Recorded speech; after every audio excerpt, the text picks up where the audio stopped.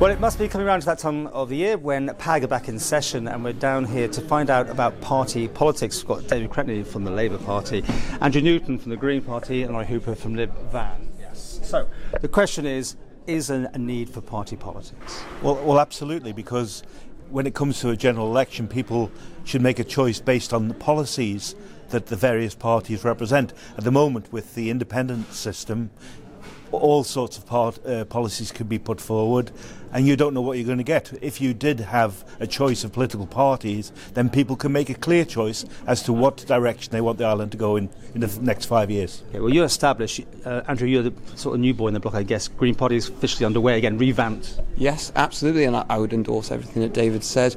Party politics should be an institution of democracy, affording the electorate in the Isle of Man the opportunity to engage with politics outside of a general election every 5 years, consider policies and play a part in addressing the strategic challenges for the Isle of Man. Well, the biggest party as such in our house at the moment is yours, and you have just 2 members. Yeah, that's it really. We currently have 2 members. We are the biggest party in Tynwald, the Labour Party, following with David sitting in the upper house.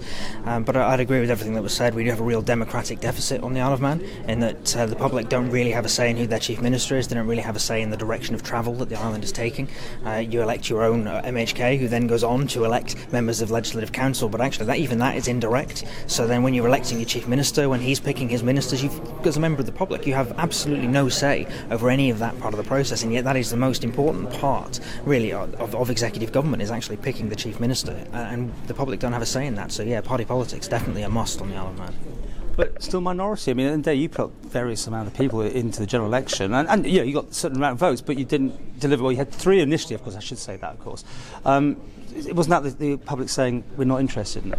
Well, we had 3 out of our 4 candidates got elected at the general election, so I think that was quite an endorsement, really, actually, of the party when we were quite successful. You didn't put enough forward. I was thinking that you didn't go for trying to cover every seat.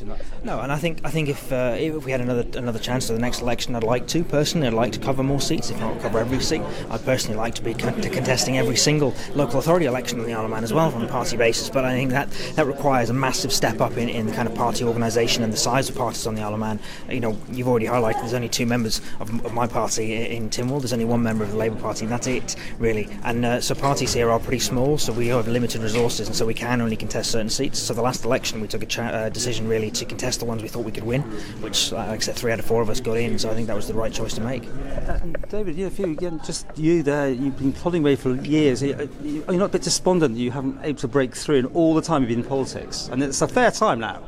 Yes, you get despondent from time to time. But you have to be prepared to have stamina in this job, because it can be extremely frustrating and change takes an awful long time. But if you're determined to have change, then you stick with it, and that's what I've done for 33 years. We've had more members in Tynwald in the past, so I regret that we don't have more members at the moment.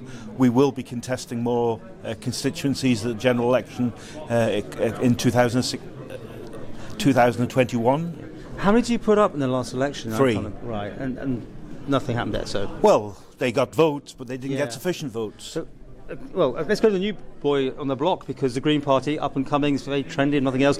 You've given it a revamp. You're looking for that general election already, aren't you?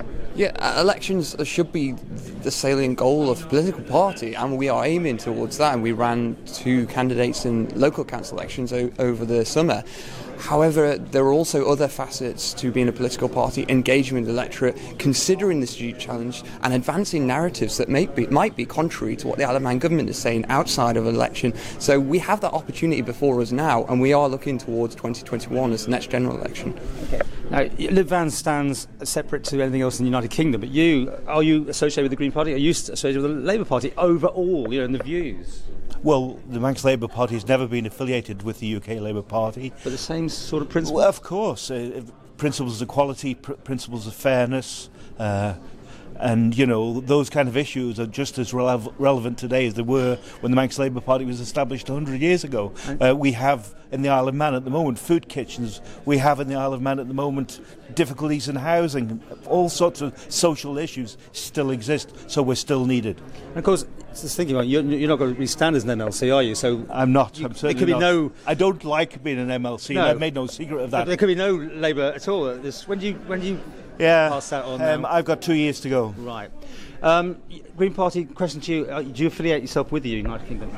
We, like the Green Party of England Wales and the Scottish Green Party and the Northern Irish Green Party and the Green Party of the Republic of Ireland, we share a philosophy of the green identity that, pursuant to the global Green Party Charter, the concepts of non-violence, sustainability, diversity, etc. And so we endorse and embrace that philosophy, but we're not subservient to the Green Party of England Wales or the Scottish Green Party. And Laurie, how do you sum up the Van? Just purely a Manx group, isn't it?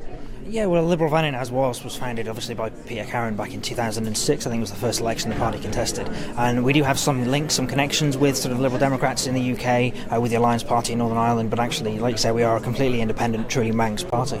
I wish you well. I think literally it's about to start, so we'll let you go. Thank you for joining us. Thank you. Thank you.